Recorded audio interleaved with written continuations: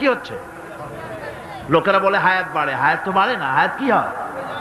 জন্মের পরের থেকে আমার জন্য রিজার্ভ আছে যতটুকু, 50 বছর বাঁচবো, 60 বছর বাঁচবো, যতটুকু হায়াত আমার জন্য নির্ধারিত করা আছে, নির্ধারণ করা আছে, প্রতিদিন একদিন একদিন করে কমে যেতেছে।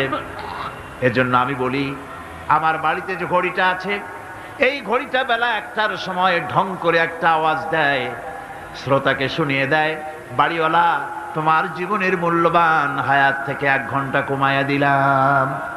2টার সময় 2টা ঘন্টা লাগায় শোনায় দিল, বান্দারে তোমার জীবনের মূল্যবান সময় থেকে 2টি ঘন্টা কমে গেল। এমনি করে দিন গেল, মাস গেল, বছর গেল, আমাদের হুঁশ হলো না। সময় চলে গেল তাস খেলে খেলে, সময় চলে গেল আমাদের খেলাধুলা করে, শয়তানি বদমাশি করে। সময় কতটুকুন পেলাম? কিয়ামতের দিন